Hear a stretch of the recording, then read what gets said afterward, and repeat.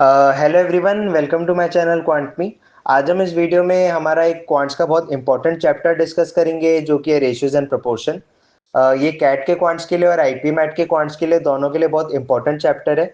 और हम इसमें from very basic to advance CAT level questions हर चीज़ डिस्कस करेंगे और सारे कंसेप्ट्स को डीपली समझेंगे। तो चलिए स्टार्ट करते हैं। देखिए, अगर मैं आपसे बोलूँ A/B इज इक्वल टू 2:3, तो सबसे पहले आप ये समझिए इसका बेसिकली मतलब क्या होता है। इसका मतलब ये है कि अगर मेरा A2 होगा तो मेरा B3 होगा। इसका बेसिकली मतलब ये है कि अगर A की वैल्यू 2 होगी तो B की वैल्यू 3 होगी। और जब आप रेशियो लिखते हो आप उसको मिनिमम फॉर्म में लिखते हो, तो मतलब अगर आपका A मिनिमम 2 होगा तो आपका B मिनिमम 3 होगा, और इनका जो सम है A प्लस B का वो मिनिमम 5 होगा। रेशियो का बेसिक मतलब ये होता है, सबसे पहली चीज़। अब देखो दूसरी चीज़, आपने जैसे A/B इज इक्वल टू 2:3 लिखा है, तो आप इसको A/B इज इक्वल टू 2/3 भी लिख सकते हो। मतलब आप रेशियो को A2:3 को आप A/B इज इक्वल टू 2/3 के तरीके से भी रिप्रेजेंट कर सकते हो, ये भी सही तरीका है। देन तीसरी चीज़, अब ये देखो, ये बहुत इंपॉर्टेंट चीज़ है। अगर मैं A और B का रेशियो 2:3 लिखता हूँ, तो अगर मैं चाहूँ ना, तो मैं ये रेशियो का जो साइन है 2:3 में, जो ये रेशियो का साइन है, इसको मैं हटा दूंगा। तो मैं एक वेरिएबल को इंट्रोड्यूस कर सकता हूँ। मान लो मैंने x वेरिएबल इंट्रोड्यूस किया, तो मैं a की वैल्यू को 2x बोल सकता हूँ और मैं b की वैल्यू को 3x बोल सकता हूँ, और मैं a और b के सम को a प्लस बी को मैं 5x बोल दूंगा। समझ गए? जैसे A/B 2:3 था, तो अगर मैंने रेशियो के साइन को हटा के x वेरिएबल लगा दिया तो a को 2x बोल दिया, b को 3x बोल दिया। अब देखो, अगर मैंने x की वैल्यू 1 लेट करी, तो इसमें मेरी a की वैल्यू कितनी आ जाएगी? 2 आ जाएगी। b की वैल्यू मेरी 3 आ जाएगी, और a प्लस बी की वैल्यू मेरी 5 आ जाएगी। अब मान लो मैंने x की वैल्यू 2 लेट करी, तो इसमें a की वैल्यू मेरी 4 आ जाएगी, b की वैल्यू मेरी 6 आ जाएगी, और a प्लस बी की वैल्यू मेरी 10 आ जाएगी। अब मान लो मैंने x की वैल्यू 3 लेट करी, तो a की वैल्यू मेरी 6 आ जाएगी, इसमें मेरी b की वैल्यू 9 आ जाएगी, और इसमें मेरी a प्लस बी की वैल्यू कितनी 15 आ जाएगी। अब मान लो मैंने x की वैल्यू को 10 लेट किया, तो इसमें मेरी a की वैल्यू 20 आ जाएगी, b की वैल्यू मेरी 30 आ जाएगी, और a प्लस बी की वैल्यू मेरी कितनी आ जाएगी? 50 आ जाएगी। तो इसमें आप एक चीज़ नोटिस करो, अगर आप इसमें 2 की वैल्यूज़ को देखते हो, 2 4 6 20, तो ये 2 के मल्टीपल पे है, मतलब 2 4 6 20 2 का मल्टीपल है। अगेन अगर आप यहाँ देखो तो ये 3 का मल्टीपल है, और अगर आप ये 5 10 15 50 को देखोगे तो ये 5 का मल्टीपल है। तो इससे आप एक चीज़ समझो कि आपको जो अगर a और b का रेशियो 2:3 दिया है, तो जो भी आपकी a की वैल्यू होगी वो 2 का मल्टीपल होगी, जो आपकी b की वैल्यू होगी वो 3 का मल्टीपल होगी, और आपका जो a प्लस बी का जो वैल्यू होगा 5, तो वो 5 का मल्टीपल होगा। आप इसमें देख सकते हो कि 5 10 15 50 और ये 5 का मल्टीपल है।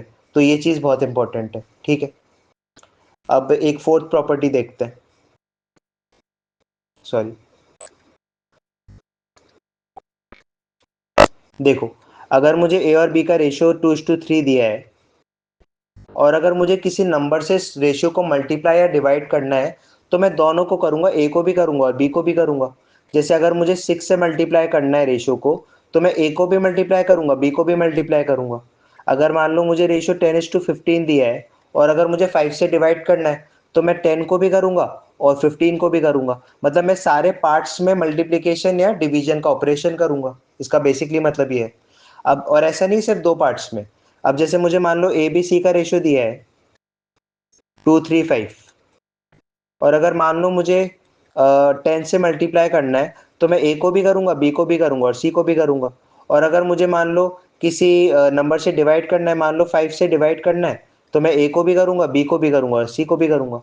तो ये चीज़ भी बहुत इंपॉर्टेंट है, ये प्रॉपर्टी भी एक बहुत इंपॉर्टेंट प्रॉपर्टी है। देन हम इसमें आते हैं अब फिफ्थ प्रॉपर्टी पे। अब जैसे मैंने आपको बताया कि आप रेशियो में मल्टीप्लाई या डिवाइड तो डायरेक्टली कर सकते हो। जैसे मुझे अगर 6 से मल्टीप्लाई करना है तो मैं 2 और 3 को डायरेक्टली कर सकता हूँ। अगर मुझे 5 से डिवाइड करना है तो मैं 10 और 15 को डायरेक्टली कर सकता हूँ। लेकिन आप मल्टीप्लाई और डिवाइड तो कर सकते हैं रेशियो में, लेकिन आप एडिशन और सब्ट्रैक्शन रेशियो में डायरेक्टली नहीं कर सकते। जैसे अगर मुझे ए और बी का रेशियो दिया है, मान लो 4 और 5, तो मैं, अगर मुझे बोला है कि इसमें कुछ एडिशन हो रहा है रेशियो में, तो मैं ये नहीं कर सकता कि मैं 4 और 5 पे डायरेक्टली वो एडिशन कर दूं। तो क्योंकि उससे क्या है, मेरा रेशियो बदल जाएगा और ये मेरा गलत हो जाएगा। तो मतलब मैं मुझे जो रेशियो दिया है उसमें मैं एडिशन डायरेक्टली नहीं कर सकता, ना मैं सब्ट्रैक्शन कर सकता हूँ। मान लो मुझे 4 और 5 का रेशियो दिया है, तो मैं ऐसे नहीं कर सकता कि दोनों में 1 1 माइनस कर दूं तो मेरा ये 3 और 4 हो जाएगा। तो ये भी मेरा बिल्कुल गलत है। मतलब मैं रेशियो में एडिशन और सब्ट्रैक्शन डायरेक्टली नहीं कर सकता। अब क्या होगा, आपको जब बहुत आगे कुछ क्वेश्चन मिलेंगे जिसमें आपको कुछ रेशियो दे दिया जाएगा और आपको उसमें कुछ एडिशन या सब्ट्रैक्शन करने के लिए बोला जाएगा, तो आप इसमें क्या है, रेशियो में डायरेक्टली तो कर नहीं सकते। तो आप क्या करोगे, आप इसको वेरिएबल में लेट कर लोगे। जैसे मैंने आपको बताया था, अगर आप ये रेशियो का साइन हटाते हो तब आप एक वेरिएबल लेट कर सकते हो। मान लो मैंने एक्स वेरिएबल लेट किया, तो यहाँ मेरी ए की वैल्यू कितनी हो जाएगी, 4x हो जाएगी, और बी की वैल्यू मेरी 5x हो जाएगी। अब जैसे ही मैंने इसको वेरिएबल में लाया ना, ए को 4x और बी को 5x, अब मैं इसमें कुछ भी एडिशन या कुछ भी सब्ट्रैक्शन कर सकता हूँ, अब कोई दिक्कत नहीं है। लेकिन मैं रेशियो में डायरेक्टली एडिशन या सब्ट्रैक्शन नहीं कर सकता। ये भी एक बहुत इंपॉर्टेंट चीज़ है, ये भी ध्यान रखना। ठीक है, अब एक बहुत बेसिक सा क्वेश्चन करते हैं। मान लीजिए मुझे ए और बी का कुछ रेशियो दिया है। मान लो 4:5। मान लो ए और बी के पास कुछ पैसे हैं जिसका रेशियो 4:5 है। तो और मुझे टोटल दिया है, टोटल मान लो 90 रुपीज़ है।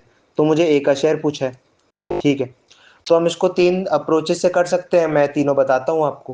पहली चीज़, पहले तो आप इसको वेरिएबल अप्रोच से कर लो। आप ये रेशियो का साइन हटाओगे। मान लो मैंने एक्स वेरिएबल लेट किया, तो मैं इसमें ए को 4x बोल दूंगा और मैं बी को इसमें 5x बोल दूंगा। ठीक है, और मेरा ए प्लस बी कितना हो जाएगा, 9x हो जाएगा। अब जो मेरी 9x की वैल्यू दी है वो 90 के बराबर दी है। तो उसमें आप इसको करोगे सॉल्व, तो x की वैल्यू मेरी कितनी आ गई, 10 आ गई। अब x की वैल्यू मेरी 10 आ गई, तो a की वैल्यू मेरी 40 आ जाएगी, 4 × 10। तो ये मेरा एक अप्रोच हो गया, वेरिएबल अप्रोच। अब आप इसको ऐसे भी देख सकते थे। अब जैसे सेकंड अप्रोच है मेरी, तो इसमें जैसे a मेरा 4 है, b मेरा 5 है और जो मेरा टोटल है वो 9 है। तो इसमें a का शेयर कितना हो गया, 4/9, है ना। a का शेयर 4 है, b 5 है और टोटल 9 है, तो a कितना हो गया, 9 में से 4। तो a का share 4/9 into total which is 90। इसको मैं काटूंगा तो मेरा यहाँ a डायरेक्टली 40 आ जाएगा,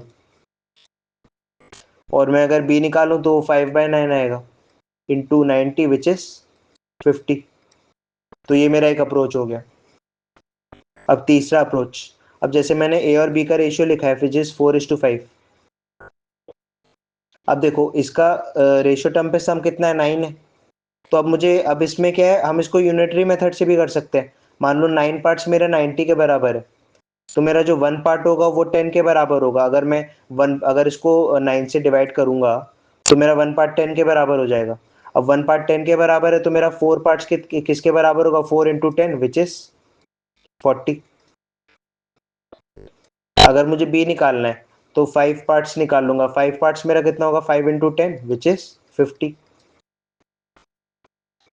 तो ये मेरा ये क्वेश्चन हो गया एक बहुत बेसिक। ठीक है, अब एक और क्वेश्चन करते हैं। ये भी बहुत बेसिक है, मतलब इससे आपको थोड़ी क्लैरिटी और मिल जाएगी। जैसे मुझे ए और बी का रेशियो 5:11 दिया है, फिर मुझे बोला है what is the possible value of A plus B. ठीक है, देखो अब इसमें ए का वैल्यू 5 है रेशियो टर्म पे, बी का वैल्यू 11 है, तो ए प्लस बी मेरा कितना हो जाएगा, 16 हो जाएगा रेशियो टर्म पे। तो अब इसमें आप ये देखो, जो आपका ए होगा वो 5 का मल्टीपल होगा, मैंने पहले बताया आपको।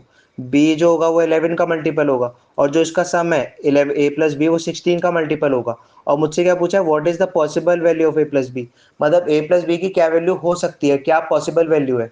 तो हमको इसमें बस ये चेक करना है कि इन वैल्यूज में से ए और बी की क्या पॉसिबल वैल्यू हो सकती है। उसके लिए मैं देखूंगा कि ए इनमें से 16 का मल्टीपल क्या है। मतलब मैं इसमें क्या है, ए प्लस बी 16 है, तो जो मेरा सम होगा वो 16 के मल्टीपल पे होगा। तो इसमें हमको बस ये देखना है कि इनमें से 16 का मल्टीपल क्या है, वो ए प्लस बी की पॉसिबल वैल्यू हो सकती है। तो आप चेक कर लो, 66 नहीं है मल्टीपल, 92 भी नहीं है, 85 भी नहीं है, 96 इज अ मल्टीपल ऑफ 16। आप 16 × 6 करोगे तो 96 आएगा। तो ये आपका आंसर आ गया, 96 इज योर आंसर। ठीक है, अब एक क्वेश्चन और करते हैं। देखिए, the number of boys and girls in a class are in ratio 5:6. If the number of girls is the maximum possible two-digit number, what is the total number of students in a class? ठीक है, तो देखिए अब मुझे boys और girls का ratio दे दिया है विच इज 5:6। अब मुझे बोला है जो गर्ल्स है वो मैक्सिमम पॉसिबल 2 डिजिट नंबर है, फिर मुझे बोला टोटल बच्चे बताओ। तो अब देखो, अब मुझे गर्ल्स का तो इसमें हिंट दे दिया है कि जो गर्ल्स है मेरी मैक्सिमम पॉसिबल 2 डिजिट नंबर होंगी। अब और आपको ये भी पता है कि जो आपका जो गर्ल्स होगा वो 6 का मल्टीपल होगा।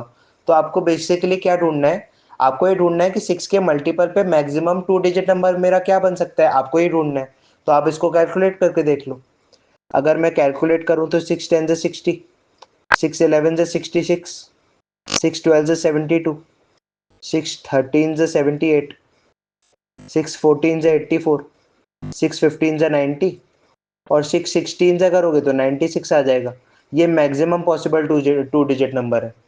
तो मुझे पता चल गया कि 6 के मल्टीपल पे मैक्सिमम 96 बन सकता है 2 डिजिट। तो मैं इसको बना देता हूँ। अगर मैं इसको 6 × 16 करूँगा तो 96 आएगा। तो ये कर देता हूँ अब। और मैंने आपको पहले बताया हुआ है अभी पहले वाले क्वेश्चन में कि अगर आप किसी रेशियो को अगर किसी नंबर से मल्टीप्लाई करते हो तो आपको दोनों पार्ट से करना पड़ेगा। मतलब मैं ये सिर्फ गर्ल्स से नहीं करूँगा, मुझे बॉयज से भी करना पड़ेगा 16 को मल्टीप्लाई। तो 16 5 से करोगे तो 80 आएगा, 16 6 से तो 96 है ही। तो मेरी ये गर्ल्स की वैल्यू आ गई, ये मेरी बॉयज़ की वैल्यू आ गई। अब मुझसे पूछा है टोटल बच्चे बताओ, तो मैं गर्ल्स और बॉयज़ को प्लस कर लूँगा विच इज़ 6 176। तो मेरा टोटल बच्चे कितने आ गए 176। एक बार और मैं हाल समझा देता हूँ ये क्वेश्चन। मुझे इसमें बॉयज़ और गर्ल्स का रेशियो दिया था 5:6। फिर मुझे बोला कि मुझे मेरी जो गर्ल्स हैं वो मैक्सिमम पॉसिबल 2 डिजिट नंबर है, और आपको पता है कि जो गर्ल्स होंगी वो 6 का मल्टीपल होंगी। तो आपको क्या देखना था कि 6 के मल्टीपल पे मैक्सिमम 2 डिजिट नंबर क्या बन सकता है।